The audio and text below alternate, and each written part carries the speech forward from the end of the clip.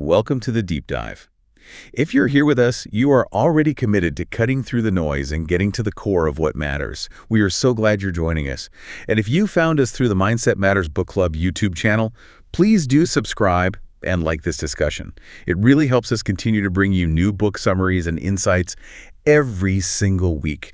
Today, we are undertaking a really critical deep dive into a powerful book that offers practical, sustainable ways to take control of your actions. Yeah, we're moving beyond that vague advice of, just try harder. Exactly. We're getting into the mechanics of achievement. We are looking at Peter Hollins' essential guide, The Power of Self-Discipline, 5-minute exercises to build self-control. And our mission for you today is really focused.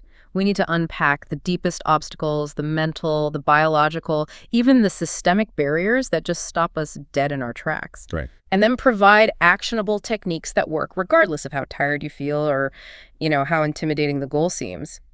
This is about finding the precise tools to bridge that huge gap between knowing what we should do and actually doing it consistently.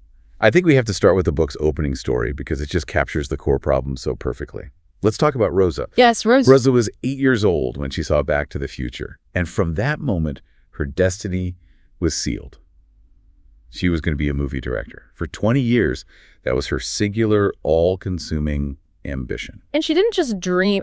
She prepared. She read every biography of every great director, from Kurosawa to Fellini.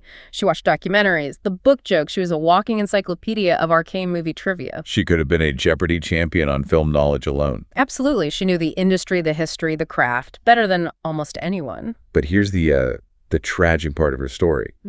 For those 2 decades, she did nothing. She had the expensive video camera, the editing software, all the knowledge you could ask for. And it all just sat there in her closet. Right. She was paralyzed, not by a lack of insight, but by, the intimidation of the equipment, the fear of failure, and just the sheer effort required to translate that immense knowledge into physical work. It was just easier. It was easier to remain the expert in the comfort zone of learning about movies than to risk the discomfort of actually making them. Yeah. Her turning point came when she saw an acquaintance launch a filmmaking YouTube channel. And this person was, technically inept, bad framing, terrible sound. The stories made no sense. But they were acting. They were doing it. They were doing it. They were posting videos every month and quickly racking up millions of views. And Rosa, the expert, suddenly realized that this less knowledgeable person was succeeding through sheer disciplined action while she was just stagnating in a very comfortable state of perpetual preparation. That moment when her knowledge met the reality of someone else's action, it forced her to look in the mirror.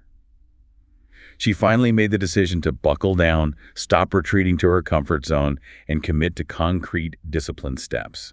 And the results were pretty staggering. Within 3 years, she was supporting herself as a full-time director, consistently making films, and achieving a recognition she never even dreamed of when she was just reading books in her apartment. So that's the big question, right? Why did Rosa wait 20 years?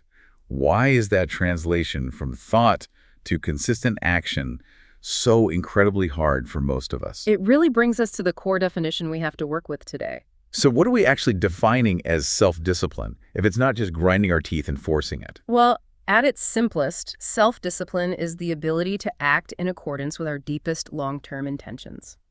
It means focusing your behavior in one direction, the direction of the life you want, regardless of the immediate discomfort or temptation. And logically, we all know this is the foundation of long-term success, whether it's, building a business or learning a language. Right, but the challenge isn't physical, is it? No, it's not about lifting a heavy weight. It's about starting the lift in the first place. Precisely. If I ask your arms and legs to run, they generally comply. But the challenge is the mind. We cannot force our thoughts and intentions into compliance the way we can our limbs. The mind, it just resists direct pressure. So you have to coax it. You have to coax it, you have to build it, and frankly, you have to trick it into compliance. If I tell you right now, quick, do not spend the next 30 seconds thinking about your biggest, most embarrassing professional failure. What happens? I am immediately replaying that failure in full HD, trying to figure out how to stop myself from thinking about it. Yeah, the act of resisting just makes the thought stronger. It does. Resistance is futile. So self-discipline is about creating an environment and a mindset where the path between what you want and what you do is clear and consistent, even when the rewards are delayed or when the progress is so gradual you can barely even measure it. Okay, let's unpack this with the forces that are actively working against us. The book pulls from Buddhist philosophy to identify 5 mental hindrances that, they seem to cover nearly every source of trepidation and loss of control we experience. Yeah, you have to name your enemies before you can fight them. Right. So the first hindrance is simply giving in to the 5 senses. This is that immediate visceral override. We're constantly exposed to external input, the smell of a pizzeria, the visual thrill of Instagram, the sound of a text notification.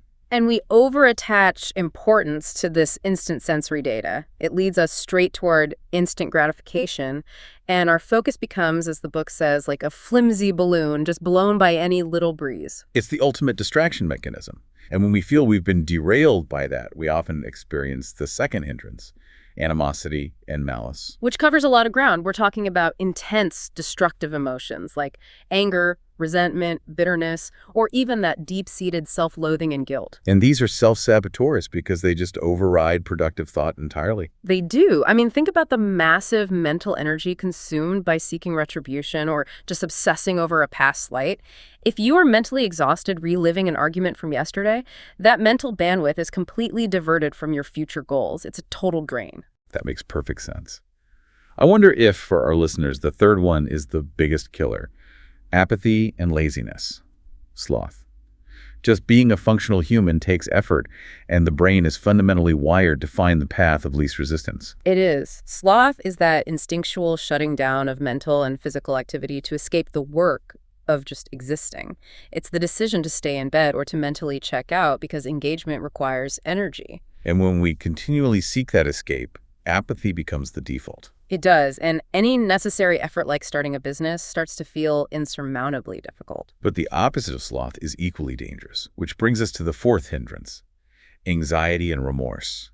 This isn't shutting down, this is mental overactivity. It's that crippling fear of a bad outcome or the obsessive need for perfectionism. Which leads to total immobilization. Yeah, complete paralysis. The irony is that anxiety often makes an action seem safer than taking a risk.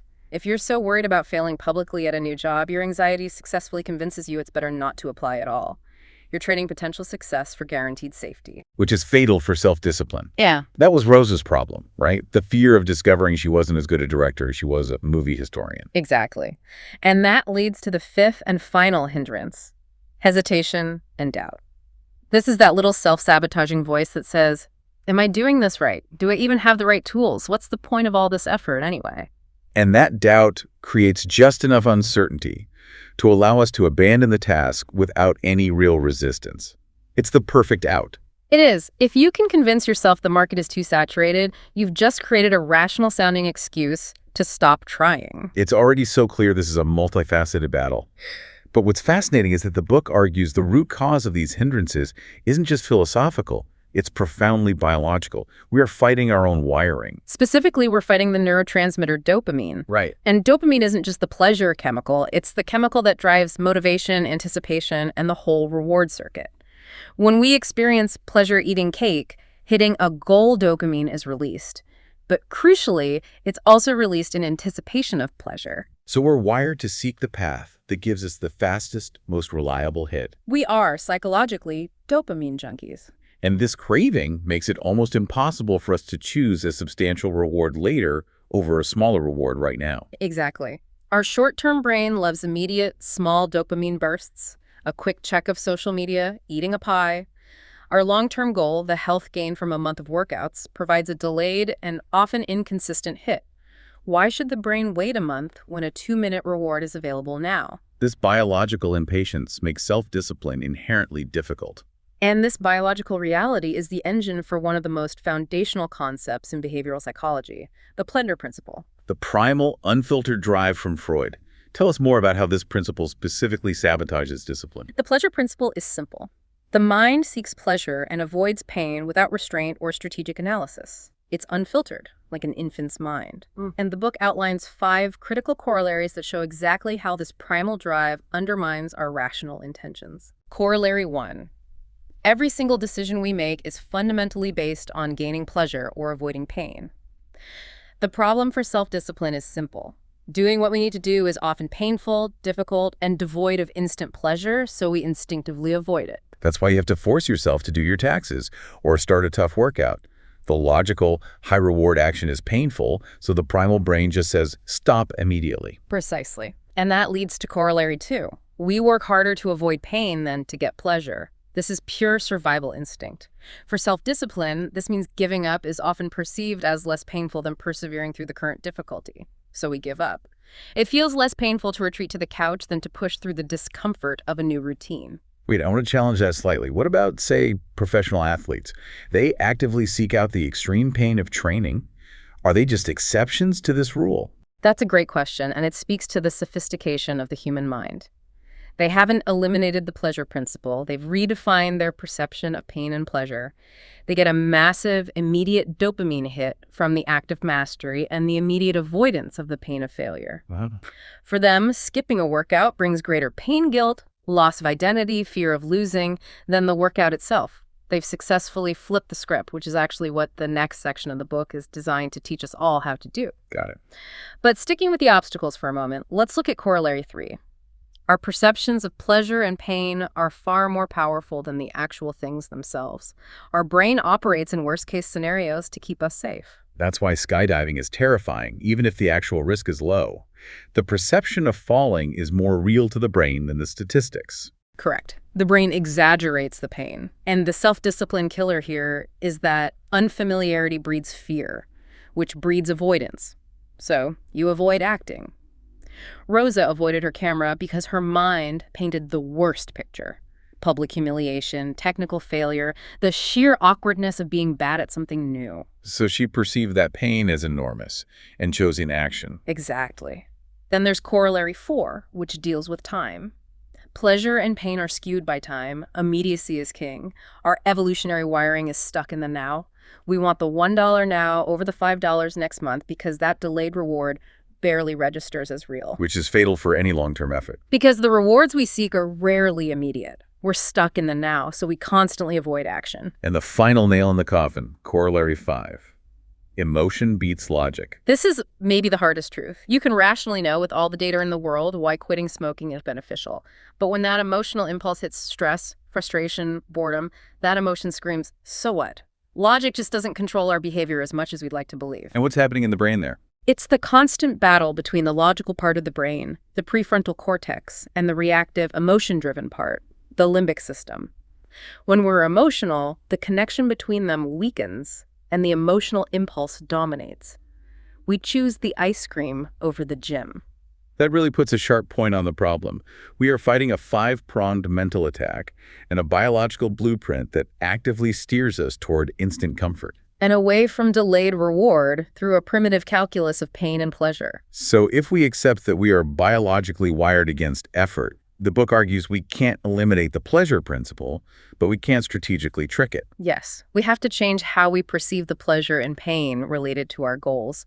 We need to create a tangible cost-benefit analysis that tips those psychological scales in our favor. This is where we get into some psychological manipulation in the best sense of the word. Absolutely. This strategy is all about convincing your dopamine-craving, survival-oriented brain that the long-term reward is actually more immediate and gratifying than the short-term slip-up. Okay, let's walk through the 3 steps. Step 1, decide what you want. Simple. Let's use the book's example, working out more. Okay, then step 2, take inventory of pain and pleasure. This is a cost-benefit analysis. You physically create 2 columns. In the not being disciplined column, you list the pain-avoided sore muscles, embarrassment at the gym, and the pleasure gained more TV time, free time to relax. You have to be brutally honest about the rewards of slacking off. You do. And on the other side, being disciplined, you list the pain avoided, feeling sluggish, high blood pressure, guilt, and the pleasure gained confidence, better sleep, real-world strength. Listing them provides clarity, but the real magic is in step 3. Tip the scales. This is the active manipulation part. You minimize the pains of not being disciplined by rationally accepting they're trivial.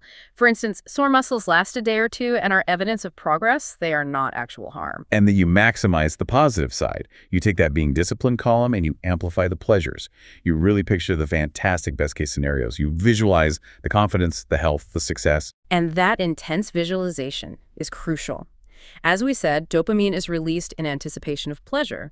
By vividly imagining that successful future version of you, you trigger a minor immediate dopamine rush now. So you're using your biological addiction to instant gratification Yeah. to reinforce your long-term effort. Exactly. This list, constantly reinforced by visualization, becomes a powerful mental counter-impulse to procrastination. This prioritization of the long term is deeply linked to the concept of time orientation from Stanford professor Phil Zimbardo. Right. Zimbardo theorized that we frame our experience using a past, present, or future orientation. And self-discipline is almost entirely dependent on moving away from a present orientation and toward a future one. So if you're past-oriented, you're stuck. Your decisions are based on historical recall, always afraid of repeating old failures. Right. It's a stagnant mindset. Most people, though, fall into the present-oriented camp. They live in the now, reacting to immediate senses, focused on momentary, fleeting pleasure, pure instant gratification. And within that, you have the hedonists. Those who embrace the possibilities of the present, take risks, and don't worry about consequences. They're fun, but struggle with long-term plans. And then the fatalists, who don't necessarily like the present, but feel like external forces, luck, money, the system, control their lives. So they don't bother working for the future. Rosa, the movie expert, might have fallen into this category, believing the industry was just too hard to crack. So the goal is to become future-oriented, the ant in the classic fable. Exactly. This person operates by disconnecting from immediate reality and focusing intensely on distant possibilities. They decide on the desired outcome first, then work backward, accepting delayed gratification and discomfort as necessary steps. The fable of the ant and the grasshopper is the perfect encapsulation. The present-oriented grasshopper plays all summer and starves in the winter. The future-oriented ant patiently stores food and survives. The future-oriented mindset develops patience and keeps that greater long-term goal constantly in mind. It's strongly connected to thinking about a literal future version of you who benefits from the discomfort you're enduring today. You're making sacrifices for someone you actually care about, your future self. The book provides an incredible real-world business example of this with the Houston Astros baseball team. Most teams are present-oriented. They feel pressure to win now, so they trade away their developing talent, their future, for proven stars. These big, shiny objects who can provide immediate results. But the Astros adopted a radically future-oriented, disciplined approach. They accepted years of losing seasons and fan scorn because they were focused on developing their minor league players. They resisted the immediate temptation to trade them away. And this patient, painful, long-range strategy paid off exactly as they predicted years earlier with a World Series win in 2017. That took phenomenal self-control at an organizational level. Immense. They had to manage external pressure and prioritize a delayed reward over instant feel-good success. They tipped the psychological scales. And here's where it gets really interesting, because all these sophisticated obstacles, the pleasure principle, the time trap, can be essentially neutralized by one powerful force: belief. The book references a study by Veronica Job on university students and willpower, and the findings were counterintuitive. It showed that willpower isn't a finite resource like a muscle that gets tired. Students who believed their willpower was unlimited, that their endurance naturally fueled itself as they used it, consistently exhibited superior self-regulation. They were textbook examples: procrastinating less, getting better grades, better health, spending less money. And conversely, those who believed willpower was a finite resource that needed recharging were easily distracted and had classic self-control lapses. The conclusion is just profound. The placebo effect applies directly to your mental endurance. You have exactly as much willpower as you think you do. It's a supremely freeing thought because it places the power entirely in your hands. If you accept the challenge and commit to the belief that your capacity for discipline is limitless, you remove one of the biggest excuses for retreat right off the bat. And the reward for accepting that challenge is not restriction, it's ultimate freedom. Self-discipline allows you to avoid temptation, not just fight it. It leads to greater life satisfaction, creating long-term contentment rather than chasing brief diversions. And crucially, it allows you to set clear boundaries with people who try to derail you. It forces you to know yourself better by rejecting the traits of reaction and retreat. When we talk about failures in self-discipline, we usually treat them as, one-off incidents, a lapse in willpower, a bad day. The book argues that this misunderstanding is why we fail over and over again. Because lapses aren't random. They're not. They are part of the predictable, five-phase, vicious cycle of laziness. The sustainable path to self-discipline involves recognizing and disrupting this systemic pattern. So we're not just fighting pain, we're fighting a self-reinforcing system of self-sabotage. Exactly. And the cycle begins, often unconsciously, with phase one, unhelpful assumptions or made-up rules.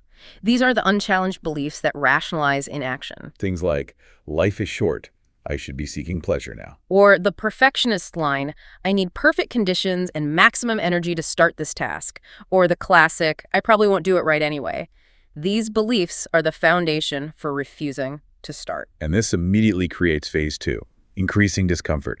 Tension arises when the necessity of discipline conflicts with that phase one belief. Right, I need to start the project versus I should be enjoying myself. This mismatch creates agitated states, anger, boredom, fear, anxiety, and the brain registers this discomfort and urgently wants to end it. The fastest way to end discomfort is to rationalize it, which is phase three, excuses for lack of self-discipline. These excuses are constructed to instantly relieve that discomfort and, most importantly, maintain our self-image as the good guy or the victim. We say, I'm too tired, I don't have the right software, or the classic, I'll do it tomorrow. These self-lies blur the line between justification and reality, giving us a mental pass. And when the excuses aren't enough to kill the lingering discomfort, we move to phase four, avoidance activities. These are actions taken specifically to alleviate that remaining tension. This can be simple distraction, scrolling social media, watching a movie, or it can be that more insidious, productive procrastination. Yes. Cleaning the bathroom, alphabetizing your spices, or spending 3 hours intensely researching the best running shoes instead of actually going for a run. The action feels productive, but it's actively moving you away from your real goal. And finally, phase five, negative and positive consequences. The negative ones, guilt, anxiety, work piling up, are obvious. But what's devastating is that these negative feelings actually shrink our future tolerance for discomfort. Making us even more likely to avoid the task next time. The cycle just accelerates. And the illusory positive consequences reinforce the initial lie. Exactly. The short-term enjoyment from the distraction, the temporary mood improvement, and sticking to those unhelpful assumptions. See, taking a break was the right thing to do. Both sets of consequences lead you right back to phase one, but with weaker resolve. Let's apply this to the book's case study of someone trying to lose weight.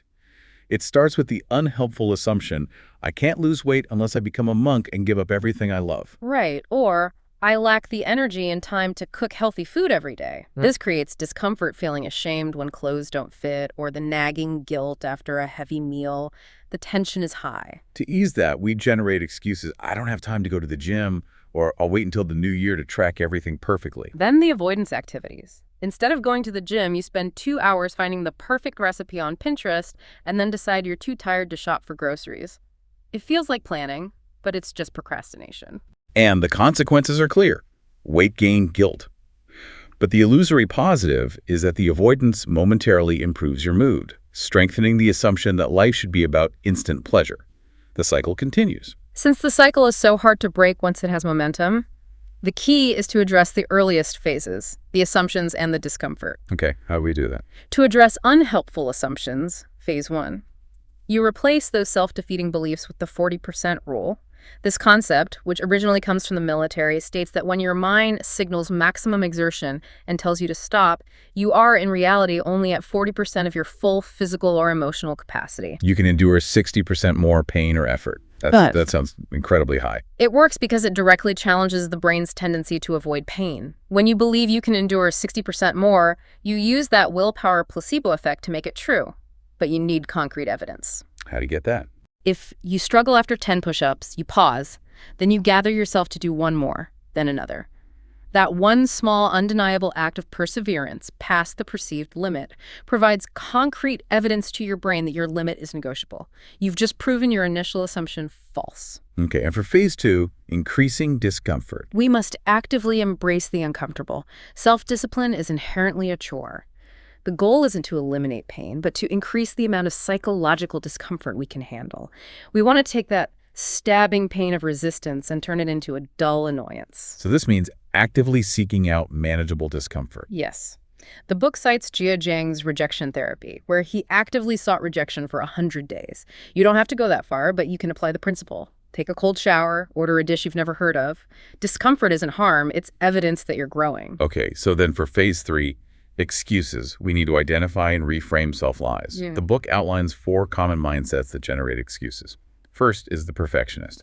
The all-or-nothing thinker. The correction is to stop seeing accomplishments as an on-off switch. Use a dial analogy. 3% effort is infinitely better than 0%. Start messily and adjust along the way. Second, the intimidated, crippled by fear of total failure. The correction here is to research the true worst-case scenario. Not the catastrophe in your head, but the actual reasonable consequence of failure. Plan for that and then start. Failure is a teacher, not a disaster. Third, the environment blamer, who believes external surroundings are conspiring against them. I can't work because my office is messy. The correction is to stop being the victim, accept accountability, realize you have the power to affect your surroundings. And fourth, the defeatist, who is just certain that failure is inevitable. The correction is to stop confirming that failure through procrastination. Attack the problem in tiny, manageable pieces to get quick wins and build momentum. You have to prove to your own mind that success is possible. The book offers a practical technique for this, the advanced excuse reframing technique. Right.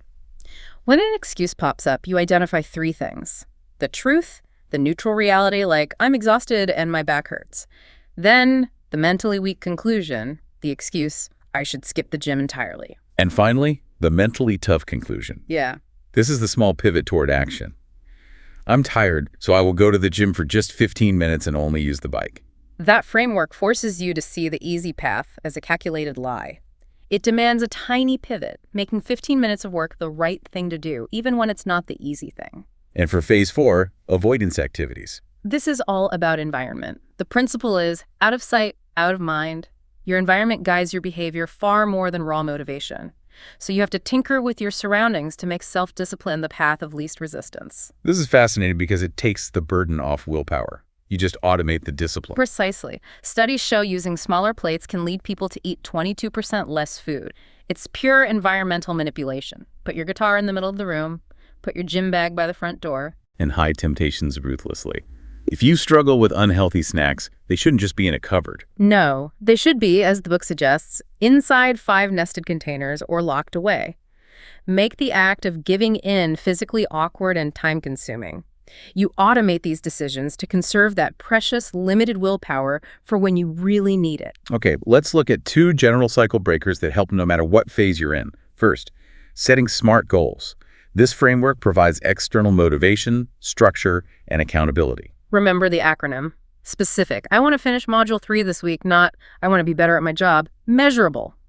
Logging reps, miles, time spent. If you don't measure it, your brain won't register the progress. Achievable, pragmatic, challenging, but possible. Relevant. Does it actually matter to your larger life purpose right now?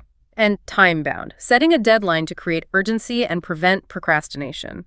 SMART goals provide a clear map that the emotional brain struggles to fight against. And the second general tool, time management. This starts with keeping a rigorous time log for at least a week to identify your productivity peaks and, crucially, where your time is just disappearing. And once you know your energy patterns, you can schedule your priority tasks during your peak energy times. But here's the often missed part. You must schedule your time killers, or downtime too. Oh, that's interesting. By scheduling both, you create structure and urgency for the important stuff while still acknowledging the need for rest. This reduces the need for avoidance activities because rest is already on the calendar. So we've established that self-analysis is uncomfortable but totally necessary. To stop the endless mental justification that fuels that cycle of laziness, the book says we have to use the power of force dichotomy, a technique of sharp, clear judgment via 6 key questions. And the core rule here is absolute and unforgiving. Your answers must be why yes or and no. No gray areas, no explanations, no justifications. If you're leaning 51% toward an answer, that's it. This prevents that analysis paralysis and forces you to confront the harsh truths that are normally cushioned by comfortable excuses. It forces you to realize that your intentions don't matter. You either took the action or you didn't. Okay, let's run through the questions. Number 1. Will this course of action create a gap between my ideal self, Steele, and my non-desired self, Rain? The answer you want is a firm no. This question links your actions directly to your identity. Steele is disciplined and confident.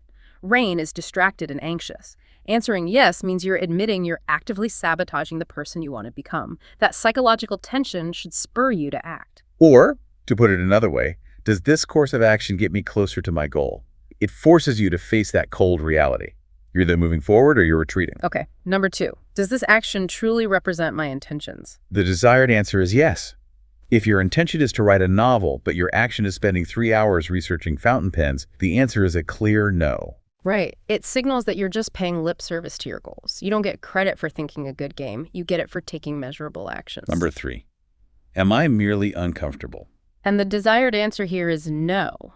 This checks if you're stopping just because of inconvenience, fatigue, or minor pain like muscle soreness or the frustration of debugging code. If the answer is yes, you're admitting that your motivation melts faster than an ice cube in summer. That forced self-admission of softness should propel you to act out of shame. You have to accept that every positive change requires some irritation or minor pain. Okay. Number 4 breaks the yes-no mold. What would I do if I had no choice but to exercise self-discipline? This simulates a non-negotiable situation. Imagine your life depends on completing this task. If you were forced to keep your heart rate up on a treadmill for an hour to save your family, you would do it. You'd persevere, you'd be uncomfortable, but you would survive without any awful consequences. And that exercise exposes how small, fleeting impulses of annoyance derail us in normal life. It shows that our fears are exaggerated. Okay, number 5 is I don't want to a good enough excuse to not do something. The desired answer is a firm no. This question introduces the powerful perspective of privilege. Many people must work arduous jobs without the choice to rest. Realizing that you can choose to push harder in the gym transforms these tasks from drudgery into opportunities. The book stresses that it's impossible to feel both gratitude and negativity at the same time. You leverage that gratitude to overcome the negative impulse. And finally, number 6, am I doing the right thing or the easy thing? Again, this requires a brutal self-assessment. And the ideal response is to choose the right thing. The right thing is almost always the hard thing. The easy thing is skipping the workout or procrastinating on a tough phone call. You have to be brutally honest. If you skip the run, admit it. I'm skipping the run because I'm too soft and lazy to maintain discipline. Doing the right thing consistently is just the most efficient path to long-term success. Shortcuts always catch up to you later. Now that we understand the sabotage and the self-interrogation, we can move to the internal characteristics of highly disciplined people. To act like a disciplined person, we have to learn how to be one. Right. We can conduct a self-appraisal using what the book calls the Disciplined High Achiever's Blueprint. This sounds like a strategic assessment. We rate ourselves from 1 to 10 on each of these 8 traits to identify where we need to focus our energy. Exactly. The traits are 1, a strong sense of purpose, your big WHY. 2, seeking out positive mentors. 3, having a sensory-rich vision, literally seeing, smelling, tasting success. 4, a strong belief in self.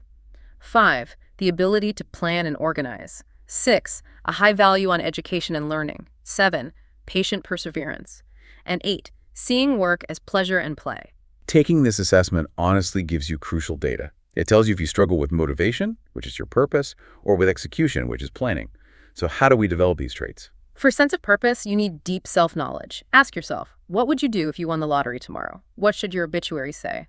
Write down your core values to use as a compass. For positive mentors, the first step is subtraction.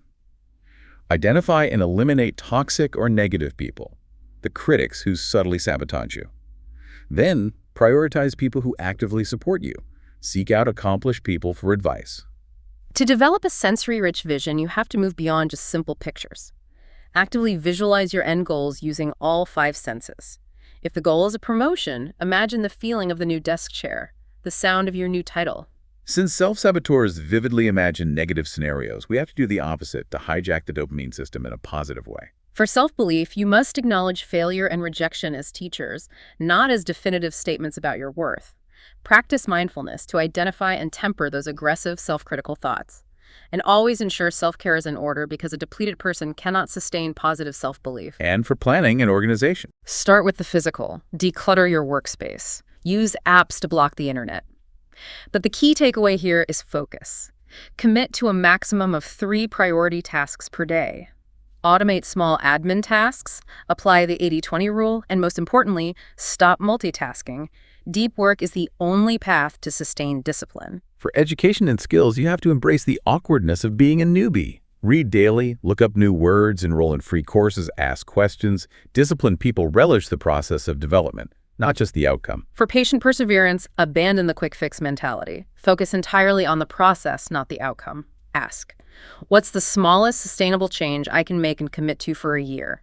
Consistency trumps intensity every single time. And finally, for seeing work as pleasure and play, change your language. Shift from I have to do this to I choose to do this. Yeah. Use gamification, turn tasks into mini challenges, and recognize that you're deliberately pursuing this because it makes your life more meaningful. Now let's move on to some rock-solid operating principles. Principle 1. There is no ideal time to start. Waiting for conditions to be easier or less scary is just resistance and procrastination. It's a trick of the perfectionist mind. The right moment never comes. You have to start now, even if it's awkward or messy. Principle 2. Baby steps, not quantum leaps. If the overall vision is too overwhelming, break the project down even further. If you are massively procrastinating, commit to just 1 minute of the project right now. The psychological barrier to starting is often the highest. Momentum usually takes over after that first minute. Principle 3. Flex your intrinsic motivation, not your extrinsic. Extrinsic rewards, praise, money, fear of punishment are fine for non-essential tasks, but for major life goals, you have to connect to your internal values, your big WHY. Ask yourself, would I continue this if I wasn't paid or if nobody noticed? If the answer is no, your motivation is running on shaky external ground. Principle 4. Lead yourself, not into temptation. Willpower is a limited resource. The better strategy is to avoid temptation outright by positioning yourself so that discipline is the default. Put the alarm clock across the room. Don't keep unhealthy snacks at home.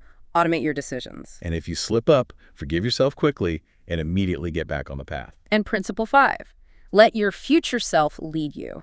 Visualize the future version of you who achieved the goal. Let that successful future self give your present self a pep talk. And invite the temptation. When you look at a piece of cake, don't just see the deliciousness. See the guilt, the shame, and the temporary derailment of the disciplined self you're trying to become. To solidify all this knowledge, we need concrete daily systems that remove decision-making from the moment of temptation. We can start by visualizing the forces at play using the self-discipline formula. The formula is SD, PM plus POPI, DC plus DZS. Self-discipline equals the sum of positive forces minus the sum of negative forces. The goal is simple. Make sure the result is positive. So PM is personal motivation, your internal purpose. P is positive benefits, the tangible gains, like saving money. And the negatives are DC for discomfort, the pain, fear, and cravings.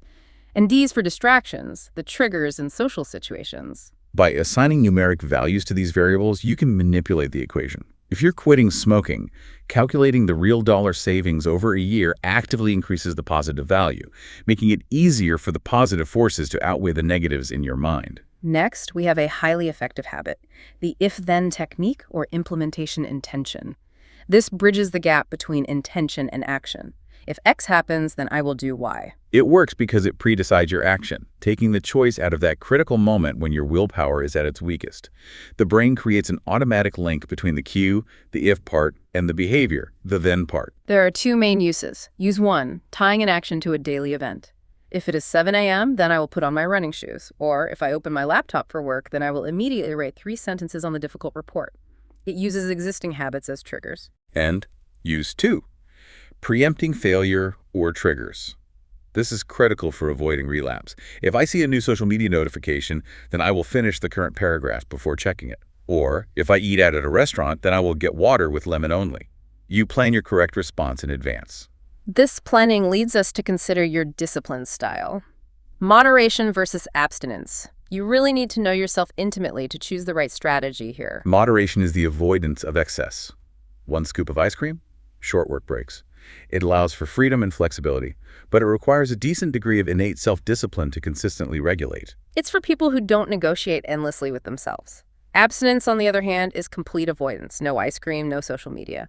This is simpler and often easier for those with weaker self-control or addictive tendencies, as it prevents that continuous negotiation with desires. For many, abstinence is the necessary first step going cold turkey to build willpower before they can safely attempt moderation. The key is recognizing which approach aligns with your personality and not which one sounds better socially. We also have to actively utilize positive peer pressure. We're products of our social environment, so surrounding yourself with disciplined, motivated people is essential. This includes using an accountability partner, Someone you check in with, who is instructed to take a black and white view. No excuses, no sympathy for the easy path. They raise the stakes because you're letting someone else down, not just yourself. You can also use role models, emulating someone successful in your desired area. When you're struggling, ask, what would this person, who has already achieved what I want, do in this exact situation? And finally, make a public proclamation of your goals, even on social media. This leverages negative emotions, the fear of public shame or embarrassment, which can be a far stronger short-term motivator than positive desire. Lastly, we have to focus intensely on controlling impulses. Impulses, those uncontrollable urges, are the antithesis of self-discipline. They're strongest during emotional reactions because the rational prefrontal cortex is momentarily disconnected from the reactive brainstem. So the goal is to create a time delay between feeling the impulse and reacting to it, which allows rational thought to re-engage. We need concrete delay tactics. First, the power of 10. Count slowly to 10 or persevere for 10 more seconds or minutes. This takes the urgency out of the urge. If you're tempted to impulse buy, leave the store for 10 minutes. Second, label your feelings. Identify the specific emotion, anger, stress, boredom before reacting. Stating, I'm feeling frustrated right now, puts necessary distance between you and the emotion, giving you a verbal handle to manage it instead of being consumed by it. Third, write down the facts. Slow the reactive process by physically writing out the situation, what you want to do and what you should do, sticking only to objective, factual reality. No feelings, no fears. This clarifies the ideal outcome. And fourth, ask why 5 times. Force yourself to justify the impulse repeatedly. Why do I want this piece of chocolate? Because I'm tired. Why does being tired mean I need chocolate? Because it gives me instant energy. Why can't I get energy another way? I could take a quick walk. If you can't answer why 5 times, the impulse lacks a deep foundation and can be dismissed. It forces mindfulness onto an otherwise thoughtless reaction. So, to summarize our deep dive into Peter Hollins' book, self-discipline is achieved not through some magical willpower, but by recognizing the systemic nature of our biological resistance, the 5 mental hindrances, and the primal trap of the pleasure principle. And we combat these deeply wired obstacles by strategically tipping the psychological scales of pain and pleasure toward our future self and adopting a future time orientation, like the diligent ant. Sustainable success means recognizing and breaking that predictable cycle of laziness, using empowering systems like the 40% rule to push past our perceived limits and actively embracing discomfort as a sign of growth. And we must use radical self-honesty through those yes or no questions to confront our own manufactured excuses and build strong habit frameworks. The self-discipline formula, if-then planning, positive peer pressure, and deliberate delay tactics to control our impulses. Ultimately, self-discipline is not about restriction. It is the ultimate form of personal freedom. It allows you to consistently choose the life you want, but it is a freedom that must be earned through intentional, consistent action. And here's the final provocative thought we want to leave you with, one that must guide your journey. You are going to mess up. You will face distractions and you will stumble. Perfection is fragile and impossible, so the most important principle isn't achieving it, but accepting that failure is inevitable, forgiving yourself quickly, learning the lesson, and immediately getting back on the path. The real question is, how fast can I forgive myself and take the next baby step? The time between your lapse and your recovery defines your true level of discipline. We encourage you to try one of these 5-minute exercises today and start building that next layer of steel. Thank you for diving deep with us. We'll see you next time.